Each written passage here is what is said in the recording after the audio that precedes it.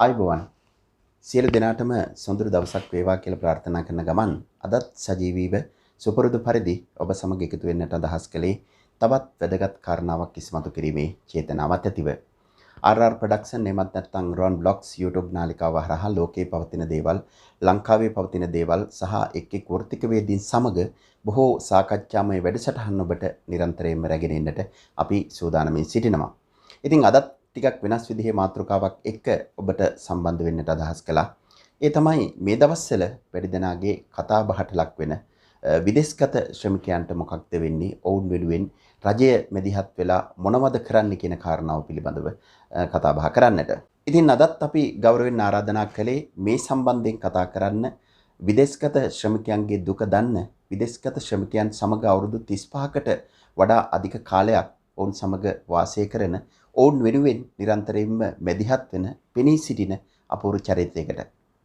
වසර 35කට වඩා අධික කාලයක් දෝහා කටාර් රාජ්‍යයේ පරිපාලන අංශයේ ප්‍රධාන විධායක නිලධාරිවරයෙක්, ඒ වගේම මූල්‍යමය අංශයේ ප්‍රධාන ගණකාධිකාරිවරයා හැටියට, ඒ වගේම ඉෂ්ටපත් ශ්‍රී ලංකන් ජාත්‍යන්තර පාසලේ ෆවුන්ඩර් නිර්මාතෘ හිටපු සභාපති ආචාර්ය කුමුදු පොන්සේකා මහත්මයාට අපි ගෞරවයෙන් ආරාධනා කළා මේ සම්බන්ධව සජීවී කතිකාවතකට එකතු වෙන හැටියට.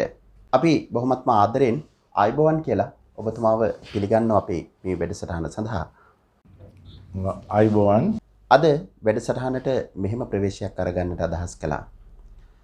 විදේශගත ශ්‍රමිකයන් උපයන මුදලින් එහෙම නැත්නම් විදේශගත ශ්‍රමිකයන් යවන මුදලින් තමයි ලංකාවේ විනිමය ඉහළ නගින්නේ.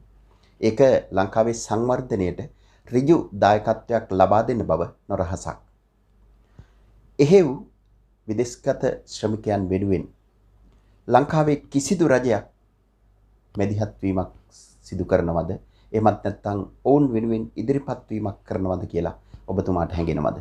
අද ප්‍රශ්නේ ඊටාම වැදගත් වෙලා තින්නේ මේත කාලේ මැද පෙරදී කියාය වෙනුවෙන් සමහරු කතා කරපු දේවල් නිසා ඒක තවත් වැදගත් වෙලා තියෙනවා. දැනට අවුරුදු 5කට විතර කලින් මැද පෙරදිග ගිහින් මුදල් උපයාගෙන ආපු අයව හැඳුන්වුවේ විරුවන් හැටියට. ඊට පස්සේ මේ කොවිඩ් කාලේ විවාදයකටපත් වුණා. මැද පෙරදිග අය එනකොට එයාගේ පිළිරුව කොයි විදියද කියලා අපිට දැනගන්න හම්බුනේ එතකොටයි. එතකොට මිනිස්සු කියන්න ගත්තා මෙයාලා ගියේ එයාලට හම්බ කරන්න විසක් මේ රටක් හදන්න නෙමෙයි. එයාලා ගියේ එහෙ වැඩ කරන්න නම් එහෙට වෙලා ඉන්න ඕනේ මේ ලෙඩ හදාගෙන මෙහෙ ඉන්නේ නැතුව.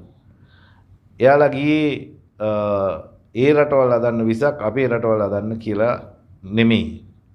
දැන් මේ වගේ විවිධ අදහස් දේශපාලඥයොත් සාමාන්‍ය ජනතාවත් ප්‍රකාශ කරා. එතනදී මම කියන්න උත්සාහ කරන්නේ අපිව විරුවන් හැදුවට හදපු එක ප්‍රපංචයක් විතරයි. අපේ ගෙවල් වල අයත් අපි පිළිබඳව කරපු සැලකිල්ල ඊටාම මදි බව මම ප්‍රකාශ කරන්න ඕන. අපි රජයන් වලින් බලාපොරොත්තු වෙන්න විදියක් නැහැ. අපේ සාමාන්‍ය ජනතාව අපිව පිළිගත්තේ නැත්තම්. අපි ගමු අපි රටට කර සේවය මොන විදියද කියලා තේරුම් ගන්න සරල ක්‍රමයක්. ඉස්සර කාලේ දේශපාලඥයෝ මම පොඩි කාලේ මම අවුරුදු 35කට ඉස්සර රට එන්න ඉස්සෙල්ලා ඒගොල්ලෝ ආවා අපේ ගම්වල ලිඳවල් අරින්න විවෘත කරන්න. එතකොට බෝක්කු හදලා බෝක්කු විවෘත කරන්න. එතකොට ආවා පොදු වැසිකිලි විවෘත කරන්න. පව් කාලෙකදී තමයි ඔය පාලම් පාරවල් හැදුවේ. දැන් ඕවා විවෘත කරලා ඊට පස්සේ පව් කාලයකදී ගම් උදා හදලා විවෘත කරා. ඇත්තටම මැද පෙරදිග ගිහිල්ලා ගිය අවුරුදු 35 40 ඇතුළත ඒ අයගේ සල්ලි වලින් හදපු ගෙවල් විවෘත කරන්න මැද පෙරදිග අයට මල් මාල දාලා ගන්න ගියොත් මල් මාල කම්පැනියක් හදන්න වෙනවා එයාලට මල් මාල දාන්න. ඔය ගෙවල් ගොඩාක් හැදුනේ ඒ අය උපු සල්ලි වලින්. පාසල් වලට සම්පූර්ණ ආධාර ගියේ මැද පෙරදිග වල ඉන්න සේවකයින්ගේ සල්ලි වලින්. යුද්ධය කරන්න පුළුවන් වුණේ මැද පෙරදිග හිටපු අයගේ සල්ලි වලින්. නමුත් අද කවදාවත් නොහිතූ විදියට ඒ අය පිළිබඳව විවේචනය කරන්න පත්වෙච්ච එක ගැන මං ඉස්සෙල්ලම දුක් වෙනවා. එයාලට සලකන්නේ කොහොමද මෙවැනි අදහසක් දරන අය? මේ අදහස වෙනස් වුණොත් විතරයි. ඒකට කියන්නේ කොන්ෂස් එක වෙනස් වුණොත් එංගලන්ගේ සංකල්ප වෙනස් වුණොත් විතරයි ඒගොල්ලන්ට එයාට යුතුයකම ඉටු කරන්න පුළුවන් වෙන්නේ. මට මතකයි කාලාන්තරයක් තිස්සේ එයාලා බලාපොරොත්තුවෙන් හිටියා විශ්‍රාම වැටුපක්. එයාලා බලාපොරොත්තුවෙන් හිටියා ගෙයක් හදනකොට ඒ ගෙදරට ආධාර කරાવી කියලා රජයෙන්. එවැනි දේවල් සිදු වුණේ නැහැ. එයාලගේ මුදල් පරිපාලනය කරන්න එයාලගේ ගෙවල් වලට ඇරියා ඒ මුදල්. ඒ අයවත් ඒ ගැන විය යුතු යුතුයකම වුණේ නැහැ. ඒ නිසා මම අද කනගාටු වෙනවා. ගත්තොත් ගෘහ කාන්තාවක් වැඩ ගිහිල්ලා ආපුවම ගෙවල් වලට ගිහිල්ලා වැඩ කරලා ආපුවම ඒ අයට වෙනවා ඒ ගෙවල් දොරවල් හදලා ඒ ළමයින්ට දීලා මාස 2ක් ඇතුළත නැවත පිටරට යන්න. අවුරුදු 2කට ගෙයක් හදාගන්න ගිය අය ඉවර වෙන්නේ අවුරුදු 20ක් 25ක් මැද පෙරදිග වැඩ කරලා. ඒ විතරක් නෙමෙයි එයාලගෙන් බලාපොරොත්තු තියෙන සංඛ්‍යාව ඉල්ලා සිටින ඉල්ලීම් ඔක්කොම ඉටු කරනවා. අඟල් 35 ටීවී, රේඩියෝ, සපත්තු, නයික්, සපත්තු, ඇඳුම් ඔය ඔක්කොම ඇරි මැද පෙරදිග හිටපු අය. එයාලා කඩවලින් ගන්නත් සල්ලි ඇති ඒ අය. ඔය දේශපාලඥයෝ එක්කෙනෙක්වත් ඔයාලගේ ගෙවල් වලට කරන්න ආවේ නැහැ. ඔයාලට කරෙත් නැහැ. මැද පෙරදිග ගිය සේවකයාට කරෙත් නැහැ. අපි අද දුක් වෙනවා. අපි අනාගතේ කතා කරමු. හරියාකාර දෙයක් කරනවා නම් රජයන් විසින් මොනවද මැද පෙරදිග අයට කර යුත්තේ කියලා. මේ විදේශගත ශ්‍රමිකයන්ට වෙන අසාධාරණකම් අදන්තේට්ටම් ගැන කතා බහ කරන්නට මේ වෙනතුරුවත් ලංකාවේ කිසිම සංවිධානයක් හෝ ආයතනයක් බිහි වෙලා නැහැ. අපට බැරිද මේ සංවිධානාත්මක ආයතනයක් හෝ එමත් නැත්නම් සංවිධානයක් හෝ බිහි කරලා මේ විදේශගත ශ්‍රමිකයන්ගේ දුක අඳෝනාව කියන්න පුළුවන් සංවිධානයක් බිහි කරලා ඔවුන් වෙනුවෙන් පෙනී හිටින්නට මැදිහත් වෙන්නට ක්‍රමවත් වැඩපිළිවෙලක් දියත් කරන්නට. අපි ඉස්සෙල්ලාම බලමු දැන් වෙනකොට සංවිධානගත වෙලා තියෙන්නේ කොහොමද මැද පෙරදිග අයට උදව් වෙන්නේ. පළවෙනියෙන්ම මැද පෙරදිග අයට කරපු උදව්වක් ඇටියට කතා කරන අය තමයි ඒජන්සිවරු. දෙවැනියට මැද පෙරදිග අයට උදව් කරන්න ඉන්නේ තානාපති කාර්යාල. තුන්වෙනියට විදේශ රැකියා නියුක්ති කාර්යාංශය. හතරවෙනි එක අපි වෙනුවෙන් කතා කරපු අපට උදව් කරපු බැංකු. මේ සංවිධාන තමයි අපි වෙනුවෙන් කරායි කියලා ගොඩාක් දුරට අපේ මුදල් වලට කරන්න තියෙන අයුක්තිය සිදු කරලා තියෙන්නේ. අද ගත්තොත් මැද පෙරදිග ගිය කෙනෙකුට ණයක් ගන්න තියෙන අපහසුව ගන්න බැංකුවකින්. ඊට අමතරව ගන්න විදේශ රැකියා නියුක්තියේ ඉතුරු කරලා තියෙන මුදලින්ම පේනවා මැද පෙරදිග අයට ගිය අයට සේවයක් කරාද කියන එක. ඒජන්සි වරුන් පිළිබඳව මම වැඩි කතා කරන්න යන්නේ පත්තරවල තියෙනවා ඒජන්සි කාර්යෝ සල්ලි අරගෙන අතරමං කරලා මිනිසයන්ට කරපු පාඩු 1970 ගණන් වල ඉඳලා. ඉතින් ওই විදියට ගත්තාම ওই පිළිබඳව මට මතකයි රොනි ඩිබෙල් මහත්මයා මුදල් ඇමතිව සිටිද්දී මම ලංකාවේ නිවාඩුවකට ගිහිල්ලා පාර්ලිමේන්තුව ඇතුලේ ගැලරියට වෙලා අහගෙන හිටියා. ඒකෙදී මැද පෙරදිග අයගෙන් හම්බ වෙන මුදල් සංඛ්‍යාව ගැන කතා කරනකොට ඊටාම උදම් විදියට අපි පිළිබඳව කතා කරා විනාඩි 10ක් විතර. ඉතින් මම බලාපොරොත්තු වෙමින් හිටියා වියදම් ගැන කතා කරනකොටත් කතාව කරાવી කියලා. ඊට පස්සේ මම මේ හැන්සාට් වාර්තාව අරගෙන කියවලත් බැලුවා. මැද පෙරදිග සේවකයන්ගේ වියදම පිළිබඳව කිසිම කතාවක් කතා කරන්න තිබුණේ නැහැ ඒකේ. වියදමක් කරලා නැහැ. ආදායම ගැන විතරයි කතා කරන්න තිබුණේ. ඒ විදිහට තමයි මේ සංවිධාන අපිට සැලකුවේ. මම එනවා දැන් විය යුත්තේ මොකද්ද කියන එක පැහැදිලි කරන්න. අද ගන්න මේ කොවිඩ් එක හැදිලා තියෙද්දි මැද පෙරදිග අය වෙනුවෙන් සංවිධානයක් බිහි කරාද? ඒ බලාපොරොත්තු වුණේ ෆොරින් සෙක්‍රටරි කෙනෙක්ව පත් කළා කිව්වා එයා තමයි තීරණය කරන්නේ කාටද රට ඇතුළට එන්න පුළුවන්. ඊට පස්සේ තානාපති කාර්යාලවල තමයි දෙවණියට ඒක පිළිබඳව අදහස් ප්‍රකාශ කරන්න පුළුවන්. ඒ අයට අප්‍රූව් කරන්න. ඉන් පස්සේ එයාලයින් එකට ගිහිල්ලා ටිකට් එකක් ගන්න කටයුතු කරන්න මුදල සම්පූර්ණයෙන් ගෙවලා හෝටල් වල ඉන්න ඕනේ කියන නීති රීති දැම්මා. මම දැක්කේ මේ එක්කෙනෙකුටවත් දැක්කේ නෑ අපේ දුක. අපි ඉන්නේ වෙනත් රටක. නිකමට ඔය කෙනෙක්ව ගෙනහිල්ලා දන්නේ නැති ගම්මානයක අතෑරලා ආවොත් සතයක්වත් අතේ නොදී ඒ දවසේ තිබිච්ච දුක මාස ගණන් දවරපු මිනිස්සු තමයි මේ රටවල් වල ජීවත් වෙන්නේ. ඒ අය වෙනුවෙන් කිසිම සංවිධානයක් තිබුණේ නැහැ මේ කොවිඩ් අවස්ථාවේදී. මට එහෙම කියත් ඇයි. තිබිය යුතු දේ මම කතා කරන්න ගියොත් පැය ගාණක් කතා කරත් හැකි. මම ලියලම දැන්නවා මම ඇවිල්ලා ඉන්නවා මට යන්න බැරුව මම කැමති ස්වේච්ඡාවෙන් සේවය කරන්න කියලා. මට ලිපියක් ආවේ නැහැ, පිළිතුරක් ආවේ නැහැ. ස්වේච්ඡා සේවකයන් ඒගොල්ලෝ වන්නේ නැහැ. මේවා සල්ලි හොයන්න තියෙන ක්‍රම. මේවා ක්‍රමවේදයන් වුණොත් සල්ලි හොයන්න බෑ. ඒක තමයි සත්‍ය. එතකොට මම එනවා මොනවද කර යුත්තේ කියන එකේදී අනික් හැම වෘත්තීය වේදිකේකටම වෘත්තීය සමිති දිනවා. වැද පෙරදි ගාය වෙනුවෙන් කියලා එහෙම එකක් නැහැ. මට මතකයි 1980 ගණන් වල ජෝසප් මයිකල් පෙරේරා මහත්මයා කම්කරු ඇමති වෙලා ඉද්දිත් මම ගිහිල්ලා කතා කරලා කිව්වා මැද පෙරදි ගාය වෙනුවෙන් ඔබතුමාලාගේ පාක්ෂිකින් හරි කමන්නේ වෘත්තීය සමිතියක් බිහි කරන්න රට අය වෙනුවෙන් කියලා. මම ඉල්ලා හිටියා ගොඩක් දේශපාලන පක්ෂ වලින් ඔයාලා මැද ඔය කම්කරු ව්‍යාපාර වල කැට වලින් දේශපාලනය කරනවා නම් ඒ යුක්තිය රට ඉන්න අයටත් කරන්න පුළුවන්ද කියලා බලන්න කියලා. නමුත් කිසිම දෙයක් කරේ නැහැ. ඔය එක පක්ෂකින්වත් මැද පෙරදිග සේවකයින්ට කියලා ඒකකයක් හරියාකාරව ඒකක බීලා ඇති. නමුත් බොහොම සුවල්පයක් කිසිම අකර්මණ්‍ය වෙත ඒවල් තමයි ඇති වෙලා තියෙන්නේ.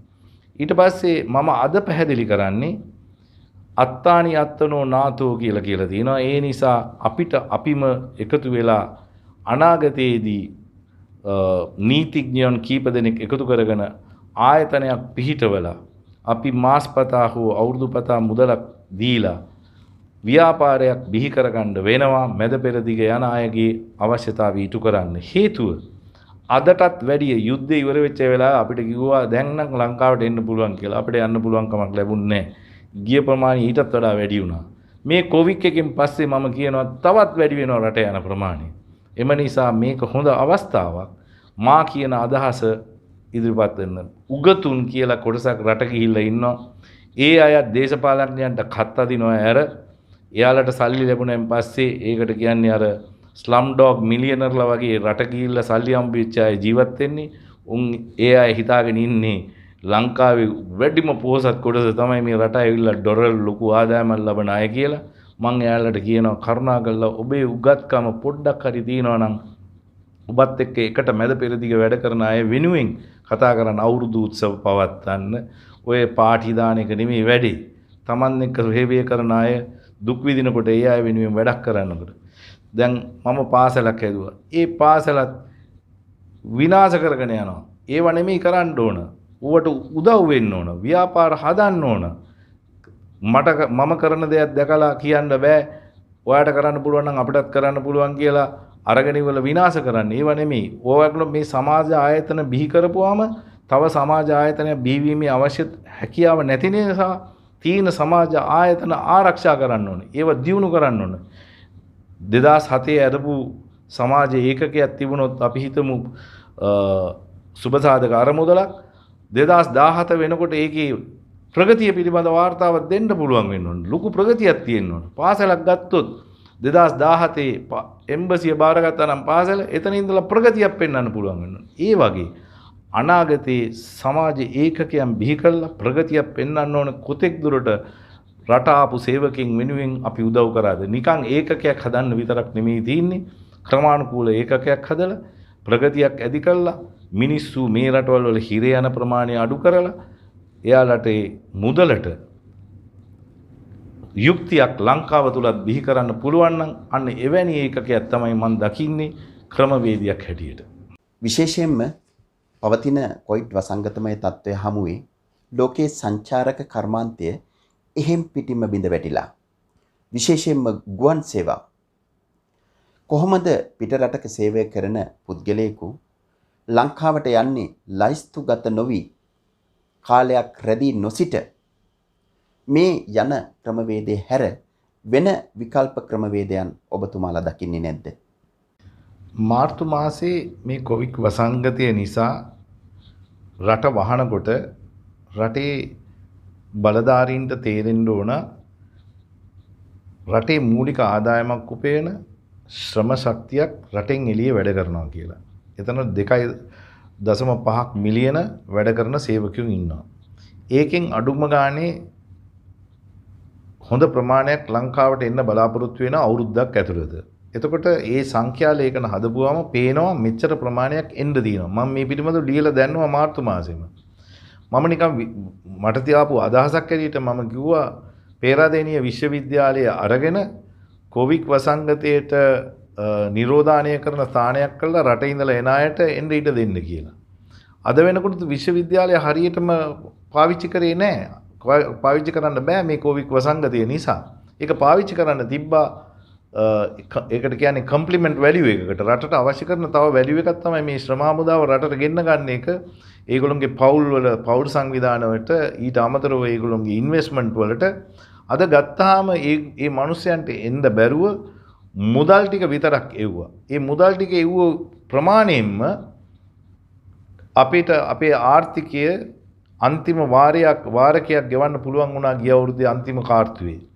එතකොට ගන්න ඒකෙන් පෙන්නනවා කොච්චර එන්න බලාගෙන හිටියද කියන එක. ඒ අයව ගෙන්න ගත්තා නම් ඒවැ තියෙන intangible assets. ඒ කියන්නේ මේ පෞල් සංවිධාන වල තියෙන ශක්තිය අන්තිම වටිනවා. පෞල් කීයක් කැඩෙන්නේ නැද්ද මේ පමා වීම නිසා? නිකන් කල්පනා කරන්න. කී දෙනෙක් ළමයි දෙමව්පියන්ගෙන් අයත් වෙලා සිටීම නිසා දුර්වල වෙන්නේ නැද්ද? අසනීප වෙන්නේ නැද්ද? ඔය පිළිබඳ ස්ටැටිස්ටික්ස් සංඛ්‍යා ලේඛන පවත්වනවද? නැහැ. ඒගොල්ලන්ට ගාණක්වත් නැහැ මේ පිළිබඳව. කතා කොවිඩ් එක ගැන හැමදාම ටීවී එකේ එකම දේ කතා කර ගිරව් වගේ කතා කර හිටපු අය දැන් කතා කරන්නේත් නැහැ. ඒගොල්ලන්ට කරන්න ඕන වැඩ කරේ නැහැ. ඒගොල්ලන් හිතුවා මේක කියලා දෙන ඩිසිප්ලින් එකක් ඇති වෙනවා. නිකම්ම ජනතාවට පැහැදිලි කරලා ওই විදිය දේවල් ඒකකයන් බිහි වෙනකොට ඩිසිප්ලින් එකත් නිත්කම්ම ඇති වෙනවා. ඒ ඒකකයන් බිහි කරේ නැහැ. දැන් අපි පහුගියාව කල්පනා නොකර අපි අනාගතය සඳහා කතා කරොත් අදටත් මට කියන්න තියෙන්නේ විගහටම අවශ්‍ය මුළු ලෝකයේ පුරා දුක් විඳින්නේ කොවිඩ් වලින් පාලකයෝ තීන ඇඳවල් ප්‍රමාණවත් නොවන නිසා. ලෙඩේ හැදෙන වේගය වැඩි වීම නෙමෙයි. හැදෙන වේගයත් එක හේතුවක්. වේගයට වැඩිව ඇඳවල් ප්‍රමාණය ඇති කර නොකරපු නිසා ඒ රටවල් වල පාලකයෝ ඒ කොවිඩ් වසංගතයෙන් දේශපාලන අවාසි දරනවා. දේශපාලන අවාසි දරනවා විතරක් නෙමෙයි පාලකයන්ට නැවත දේශපාලනයට එන්න බැරි වෙන ලකුණු තියෙනවා.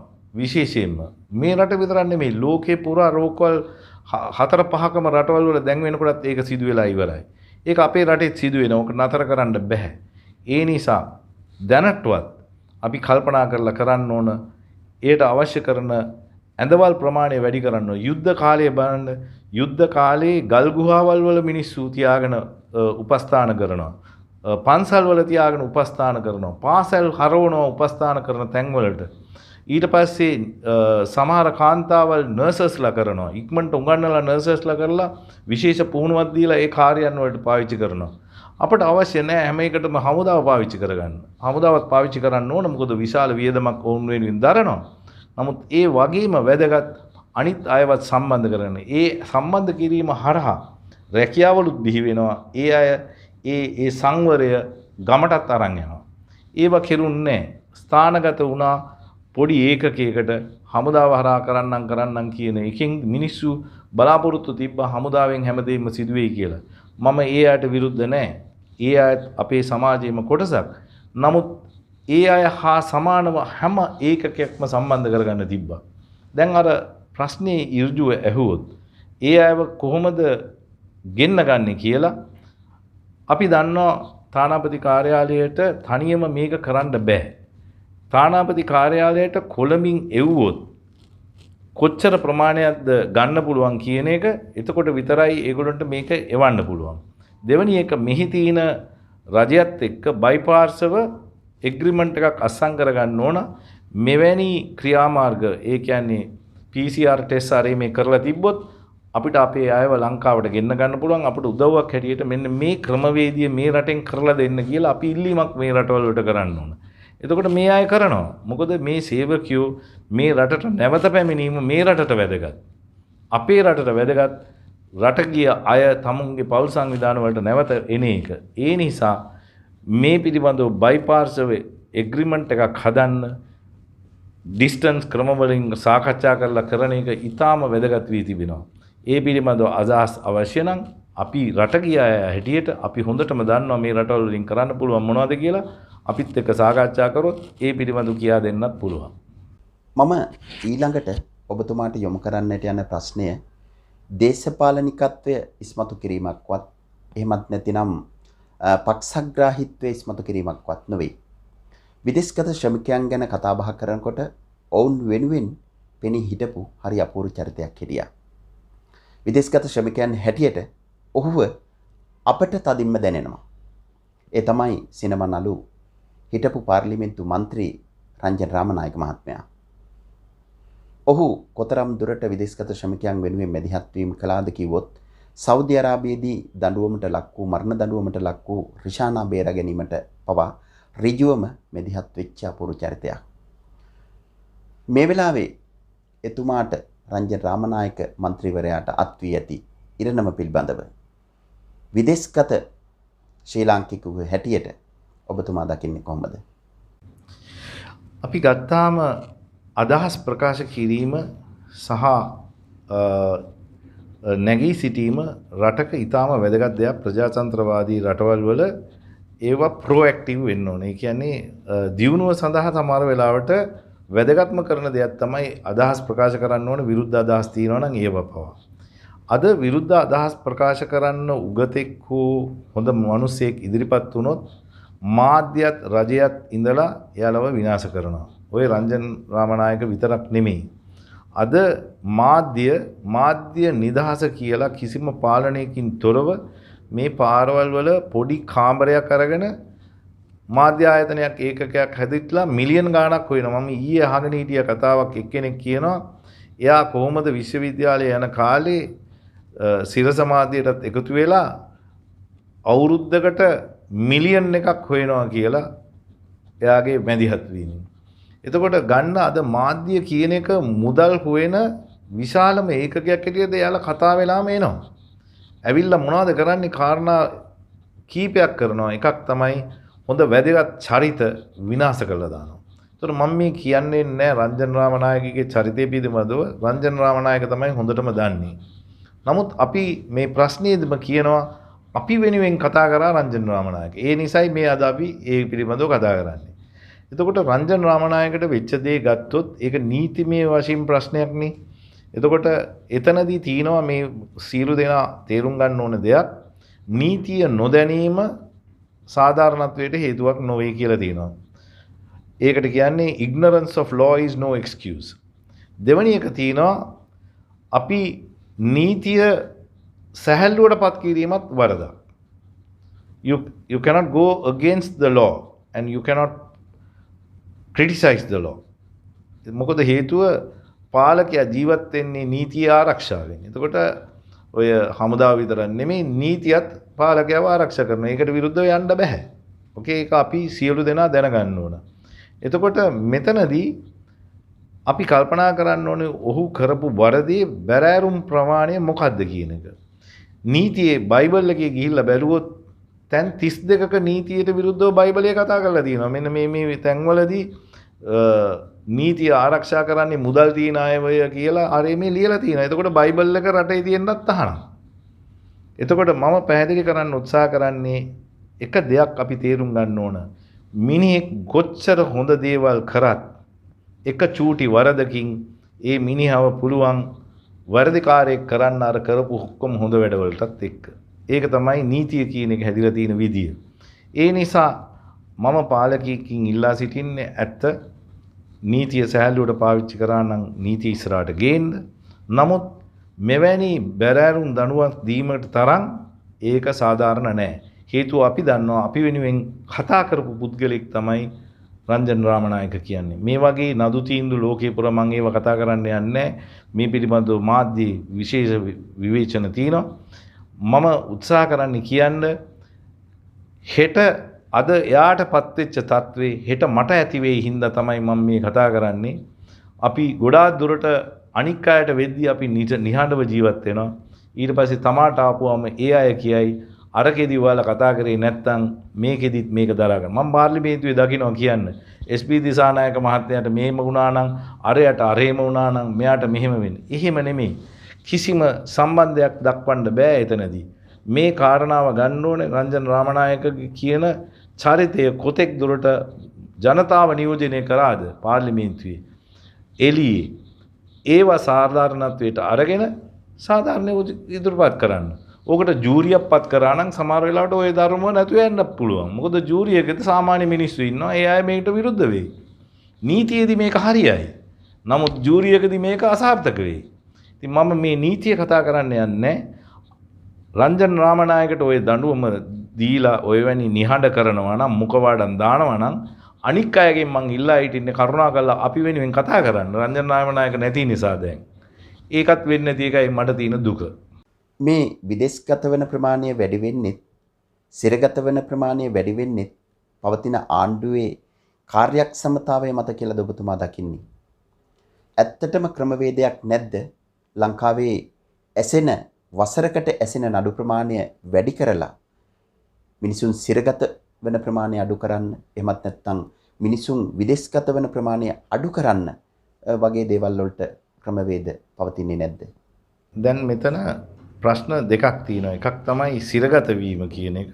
දෙවෙනි එක තමයි රට යාම පිළිබඳව. අපි තේරුම් ගන්න ඕන එක දෙයක් ලංකාවේ හරියාකාර අධ්‍යාපන ක්‍රමයක් තියෙනවා නම් අධ්‍යාපන ක්‍රමයක් හරියාකාර වෙන්නේ මම තමයි පළවෙනියෙන්ම රැකියා නොමැති උපාධිධාරීන්ගේ සංගමය කියන එක 1982 කැලණි විශ්වවිද්‍යාලයේ හැදුවේ. අධ්‍යාපනයක් දෙනවා නම් ඒ අයට රස්සාවක් ලැබෙන විදියට අධ්‍යාපනය සකස් වෙන්න ඕන. ඉස්සෙල්ලා කරන්න ඕනේ රටේ අවශ්‍යතාවයට අනුව පෙළගස්සන්න ඕන අධ්‍යාපන ක්‍රමය. එහෙම එකක් කරලා නැහැ. මේ අවුරුද්දේ මෙච්චර එළියට දාමු කියනවා විසක් ප්‍රමාණාත්මක භාවයකින් ඒකට රිග්‍රෙෂන් එකක් ඇල්ගොරිතම් එකක් කියලා එකක් නැහැ. එතකොට මට පළවෙනියෙන් කියන්න වෙන්නේ අධ්‍යාපනයේ තමයි විශේෂයෙන්ම නීත්‍යානුකූල සංවරයක් රටක බිහි කරන්න පුළුවන්. ඒක බිහි කරන්නේ නැත්නම් එන්නම සිරගත වෙන ප්‍රමාණවල් වැඩි වෙනවා. දෙවෙනි එක නීතිය දරුණු වෙන්න ඕනේ නෙමෙයි තියෙන්නේ. සමහර නීති හරියටම ක්‍රියාත්මක වීම තියෙන්න ඕන. දැන් අපි රංජන් රාමනායක ගැන කතා කරා. අපි හිතමු අපි ගමු මරණ දණ්ඩනය කියන එක. දැන් මරණ දණ්ඩනය දීපු අය හිරගෙදර ටැක්ස් ගෙවන අයගේ සල්ලි වලින් ජීවත් වෙනවා. දැන් මේ මරණ දණ්ඩනය දීලා තින්නේ නීතිඥයෝ. අති නීතිඥයෙක් සම්බන්ධ වෙලා මරණ දණ්ඩනය දීලා තින්නේ. නමුත් මේ මරණ දණ්ඩනය දීලා ඒක ක්‍රියාත්මක කරන්නේ නැහැ. එතකොට මේක නීති විරෝධී කාර්යයක් නේ. ඒ කරන අයවත් දාන්න බෑනේ හිරේ. මරණ දණ්ඩනය නීතිය පිළිගත්ත දෙයක්. ඒක පිළි අරගෙන දෙනවා. ඊට පස්සේ ඒගොල්ලෝ නීතියක් හදා ගන්නවා. මරණ දණ්ඩනය දීපු එක නොදී ඉන්න. දැන් එතකොට අපි දන්නවා නීතිය නිතරම වෙනස් වෙවි යන දෙයක්. ඒ කියන්නේ නීතිය සමහර වෙලාවට විවේචනයට ලක් නොකර අලුත් නීතියක් බිහි කරන්න බෑ. වී ඇටයක් මරන්න නැතුව වී කරලක් බිහි කරන්න බෑ. අලුත් නීතියක් හදන්න නම් තිබිච්ච නීතියක් විවේචනයට ලක් කරන්න ඕන. මම නැවත අර ගිය ප්‍රශ්නෙට එක්ක සම්බන්ධ කරගත්තා. නමුත් මම දැන් උත්සාහ කරනවා නැවත කියන්න සිරගෙවල් වල ඉන්න ප්‍රමාණය වැඩි එක නතර කරන්න නඩු යන කාල සීමාව අඩු කරන්න ඕන. මම දැකලා තියෙනවා අද මම නීගමුවේ ලෝයර් කෙනෙක් එක්ක කතා කරද්දී එයා කියනවා 60 ගාණක් උසාවි වල තියෙන ප්‍රශ්න ගෙවල් වල පුතාලා දුවලා දීපල වලට තියෙන රණ්ඩු කියලා. එතකොට ගත්තොත් ඒ නඩු යනවා අම්මා නඩු කියනවා අවුරුදු 30ක් තිස්සේ. තාත්තා නඩු කියනවා අවුරුදු 30ක් තිස්සේ. දරුවෝ නඩු කියනවා අවුරුදු 30ක් තිස්සේ. කවුද මේවෙන් සල්ලි හොයන්නේ? මේ නීතිය හදාගෙන තින්නේ නීතිය ආරක්ෂා කරනවා වෙනුවට නීතියේ ක්‍රමවේදිය තුල වැඩ කරන මිනිස්සුන්ට පඩි ගෙවන ක්‍රමයක් හදාගන්න.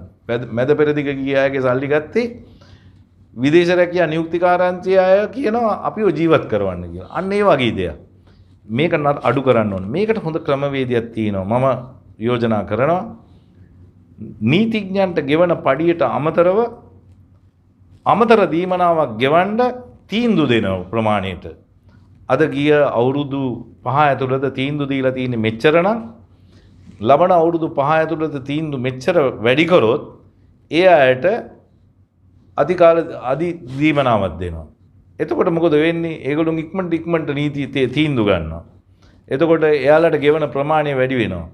මේ ඔක්කොමලා වැඩ කරන්නේ මුදලකට කියන එක මතක තියාගන්න ඕන. අපිට කිව්වා අපි රට ගියේ අපිට සල්ලි හොයන්න කියලා. හමුදාවට ගියේ මිනිහෙක් සල්ලි හොයන්න නෙමෙයිද? නීතිඥෙක් උනේ සල්ලි හොයන්න නෙමෙයිද? එහෙමනම් අපි මං කරන යෝජනාව තමයි හිරගෙවල් වල මිනිස්සු අඩු කරන්න පුළුවන් ඉක්මන් කරලා නීති දම්වලා නඩුව ඉවර වෙනකන් හිරේ තියන්නේ නැතුව පුළුවන් තරම් ඉක්මනට. ඊට අමතරව there is two part in law. එකකට කියන්නේ නීතිය, අනික එක තමයි නීතිය හසුරන ක්‍රමය. The procedure of law and the law. The procedure of the law is wrong. Procedure of the law is in the corrupt hands. That is the problem. මම නීතිඥයන්ට වැඩිය නීතිඥයන්ට එක්ක මම සහයෝගයෙන් ඉන්නවා මේ නීතිය සම්බන්ධයෙන්. ඒක ක්‍රියාත්මක කරන අයත් එක්ක මට ප්‍රශ්නයක් තියෙනවා. මම උසාවියේ ඉද්දිම ජජ් කෙනෙක් කියනවා පොලිසියට මේක හරියට ක්‍රමවත්ව කරන්න හේතුව ඔබතුමාව මම ක්‍රිටිසයිස් කරනවා. නමුත් මම තනි පුද්ගලයෙක් මේ ජජ්මන්ට් එක දෙන්නේ මේ උසාවියේ අහන් ඉන්න හැමෝම මාව ජජ් කරනවායි කියලා. එතකොට මතක තියාගන්න ඕන ජජ් ඉන්නේ එක්කෙනයි හරි පැනල් එකක් ඉන්නවා 6 දෙනෙක් තීන්දුවක් දෙනවා එක්කෙනෙකුට මුළු රටම අර 6 දෙනාව ජජ් කරනවා කියන එකත් මතක තියාගන්න ඕන. ඒක තමයි වැදගත් මේක. ජජ්ලා හිතාගෙන ඉන්නේ එයාලා ජජ් වෙන්නේ නැහැ කියලා. නෑ. රටම ජජ් කරනවා ජජ් මොනවද කියන්නේ කියන එක. ඒ හින්දා තමයි ඔය ක්‍රිස්තියානි ආගමේ තියෙනවා never judge on others let God judge you කියලා. ඒ නිසා ඔය රෝම නීතියෙන් හැදිලා එන නීතිය තමයි අපේ රටේ ක්‍රියාත්මක වෙන්නේ. නීතියට වඩා වැදගත් නීතිය ක්‍රියාත්මක කරන නීති හදන නීති දඬුවම් දෙන අය නීතිය පිළිබඳ අවබෝධයට වැඩිය හොඳ මිනිසුන් වෙන්න සංවරයක් ඇති පුද්ගලයෝ වෙන්න ඕන. එහෙම නැතුව අපේ රටේ නීතිය ක්‍රියාත්මක කරන ක්‍රමයකුත් කවදාවත් බිහි වෙන්නේ නැහැ කියන එක මට කියන්න ඕන. අවසාන වශයෙන් මම ඔබතුමාට මෙහෙම ප්‍රශ්නයක් යොමු කරන්නට අදහස් කළා. ලංකාවේ විදේශ විනිමය උපයන අය අතර ඉහළින්ම සිටින්නේ ගෘහස්ත සේවයේ නියැලෙන ගෘහ සේවිකාවන්. ඒක කොතරම් දුරට වර්ධනය වී තිබුණාද කිව්වොත් මීට වසර කිහිපයකට ඉහතදී 65 දක්වා වර්ධනය වී තිබුණා. නමුත් මේ වන විට ක්‍රමක්‍රමයෙන් අඩු වෙලා 35 දක්වා පහත වැටලා තියෙනවා. හෙට අනිද්දා එහෙමත් නැත්නම් ඉදිරියේදී ඒක තවත් පහත මට්ටමට වැටෙන්නට ඉඩ තියෙනවා. ඒ ඔවුන්ට ලක්වන තාඩන පීඩන එහෙමත් නැත්නම් අසාධාරණකම් නිසාවෙන් කියන එක නොරහසක්. මේ දේවල් ඉදිරියේදී මගහරවා ගන්නට ක්‍රමවත් වැඩපිළිවෙලක් ඔබතුමා දකින්නේ නැද්ද? දැන් මේ ප්‍රශ්නේදී මේ ප්‍රමාණාත්මක භාවයන් පිළිබඳව කතා කරා. 65 ඉඳලා 35 වෙනකන් අඩු වෙලා. ඒක සත්‍යය. පිරිමි කම්කරුවෝ රට ගිය ප්‍රමාණය වැඩි වෙලා තියෙනවා. ඒ වගේම උගතුන් රට හැර යාම වැඩි වෙලා තියෙනවා. ගිහිල්ලා අනික් රටවල් හදනවා. එතකොට මේ අපි රට ගියේ අනික් රටවල් හදන්න කියලා හිතමු. We went to develop other countries. ඒ කියන්නේ අපේ රට හදන්න නැතුව අපි පිට රට හදන්න ගියා. හේතුව අපේ රට හැදුනා නම් අපිට රට යන්න වෙන්නේ නැහැ. රටක් සංවර්ධනය වෙනකොට ඒ රටේ තවත් රැකියාවල් ඇති වෙනවා. එතකොට අපිට රට යන්න වෙන්නේ නැහැ. රටක් හැදෙන්නේ නැතිකොට අපිට රට යන්න සිදු වෙනවා. දැන් අපි මෙතනදී ඒ ප්‍රමාණය වැඩිවීම තමයි අර කාන්තාව යන ප්‍රමාණය අඩුවට පෙන්වන ප්‍රතිශතය ඇති වෙලා තියෙන්නේ. දෙවැනි එක තමයි පිළිගත් සාර ධර්මයක් තමයි කාන්තාවට රට යන එක අඩු කරන්න ඕන කියන එක. ඒකත් සිදු වෙනවා. ඒක සිදු වෙන්න ඕන. හේතුව දරුවෝ බලාගන්න කාන්තාව ඉන්න ඕන. ලංකාවේ නීති දාලා තියෙනවා වයස අවුරුදු අහවල් ගානට අඩුවෙන් අය රට යන්න බෑ කියලා. නමුත් එවැනි නීතියක් දානකොට බලන්න ඕන ඒ නිවසට අවශ්‍ය කරන ආදායම ලැබෙන ක්‍රමයකුත් සකස් වුණාද කියන එක. නොබලා දැමීමත් වැරදි. මොබිලිටි කියන එක ඒ කියන්නේ මිනිස්සු සංක්‍රමණය වෙන එක ඒක නිදහස්කාමීව සිදු වෙන්න පුළුවන්. ලෝකයේම අපිට මම පොතක කියවුවා දෙවියන් වහන්සේ ලෝකේ හදලා අපි සියලු දෙනාට මුළු ලෝකෙම දීලා තිනවා යන්න. නමුත් උපන් ස්ථානයක් තියෙනවා. ඒ තැන තමයි ඔයාට වැඩිම ආදරය කරන තැන කියලා. ඒ නිසා තමයි අපිට රටක් කියන සංකල්පය බිහි වුනේ. නමුත් අපේ ලෝකේ ඕන තැනකට යන්න ඕන කෙනෙකුට අවස්ථාව තියෙන්න ඕන නිදහස. නමුත් මේක අපිට නිදහස අයුක්තියකට යනවා දරුවන්ව තනි කරලා යන එක. ඒ නිසා තමයි ඒක අඩු වෙන්න ඕන. නමුත් ඒ යන අය ක්වොලිටේටිව්ද කියන එක අපි බලන්න ඕනේ. ඒ යන අයට සාධාරණත්වයක් සිදු වුණාද? ඔයා ගත්තොත් අවුරුදු ගිය 40 ඇතුළත රට ගිහිල්ලා ආපු අය ඒ පුද්ගලයාට කිසිම දෙයක් උලා නැහැ. මාස ගානකට පස්සේ එයා වැටෙනවා ඒ තත්ත්වෙටම නැවත රට යන්න සිදු වෙනවා. හේතුව අර ක්වොලිටේටිව් එකක් නැහැ. ඒක එකක්. දෙවැනි එක තමයි රට ගිය කාන්තාවන්ට අපි හිතමු මම සිංහල කතා කරන්න කියලා. මට සිංහල වචනයක් කතා කරන්න හම්බ වෙන්නේ නැහැ සමහර වෙලාවට මාස ගානකට. සින්දුවක් අහන්න හම්බ වෙන්නේ නැහැ මාස ගානකට. අපේ සංස්කෘතියකට අනුව ඇඳුමක් ඇඳගෙන තව කෙනෙක්ව මුණ ගැහෙන්න අවස්ථාවක් හම්බ වෙන්නේ නැහැ. ඒ විතරක් නෙමෙයි. රේඩියෝ channel එකක් නැහැ. ටීවී channel එකක් නැහැ. අවුරුදු දැන් කීයක්ද? අවුරුදු 1970 ගණන් වල ඉඳලා මේ කාන්තාව යන්නේ. නමුත් අපි ගත්තොත් ඒ කාන්තාවන්ගෙන් 100ට අඩුම වශයෙන් 5% හිරගයක් ඇතුළෙන් තමයි ලංකාවට නැවත එන්නේ. හේතුව ක්‍රමවේදීන් හරියට හැදිලා නැති නිසා. ඒ ක්‍රමවේදීන් දැන් ගොඩාක් දුරට ඒ ක්‍රමවේදීන් හැදීගෙන තියෙනවා. තවත් හැදෙන්න ඕන. හැම වෙලෙම රීඉන්ජිනියරින් කරන්න ඕන. ක්‍රමවේදීන් නැවත නැවත හරි ගස්සන්න ඕන. ඒ නැති වුණොත් ඒ කාන්තාවන්ට ඒ පහසුකම් දෙන්න බෑ. මං කනගාටු වෙන්නේ නැවත ෆොරින් එම්ප්ලොයිමන්ට් බියුරෝ එකට අයිති සල්ලි මෙච්චර ප්‍රමාණයක් භාණ්ඩාගාරයේ සිටියේදී සුබ සාධනයට ක්‍රමයක් සාදා නැත්තේ ඇයි කියන එක තමයි ලොකුම ප්‍රශ්නේ. ඊට පස්සේ මේ පළාත්වල ඉන්න සමහරු අපි සුබ සාධනයක් දෙන්නම් කියලා ඉදිරිපත් වෙලා ඒ බොරු සුබ සාධනයක් දාගෙන සුබ සාධනයක්වත් නොදී ඉඳීම තවත් කාරණාවට. ඒ සුබ සාධන සංගම් වහලා දාන්න ඕනේ කරන්න බැරි නම්. එතකොට රජයට සිදු වෙනවා අර තීන සුබ සාධනයේ තීන මුදල හරියාකාරව පාවිච්චි කරන්න. නැත්තම් අපි කිව්වම බොරුවට අපි කරනවායි කියලා එතකොට රජය වියදන්න කර ඉන්නවා. ඒ නිසා මම බලාපොරොත්තු වෙනවා අනාගතයේදී නියම සුබ සාධන වැඩපිළිවෙලක් අසරණ වෙන කාන්තාවන්ට උදව් වෙන ක්‍රමයක් ලංකාවෙන් ඇති කරයි කියලා. දෙවැනි එක එන හැම පුද්ගලයෙකුටම ඒගොල්ලන්ට ආයෝජනය කරන ක්‍රමයක් කියලා දීලා දැන් බැංකු ගන්න. බැංකු වලින් කරන්නේ මේ අයගේ මුදල් ටික අරගෙන මම එකපාරක් ඇහුවා ලංකාවේ රත්තරන් සංචිතය වැඩි වුණා. මම ඇහුවා රත්තරන් සංචිතය කොහොමද වැඩි වුණේ? කොහෙන්ද ඔය සල්ලි හම්බුනේ රත්තරන් ගන්න ලංකාවට කියලා. එතකොට කිව්වා නෑ ලංකාව සංවර්ධනය වෙලා නෑ. ඊට පස්සේ මම බැංකු වලින් ඇහුවා. එතකොට කිව්වා කමර්ෂල් බැංකු කිව්වා අපේ සල්ලි වලින් තමයි මේ රත්තරන් ගත්තේ කියලා. මම කමර්ෂල් බැංකු වලට ඇහුවා ඔයාලට මේ රත්තරන් ගන්න සල්ලි කොහෙන්ද ලැබුණේ කියලා.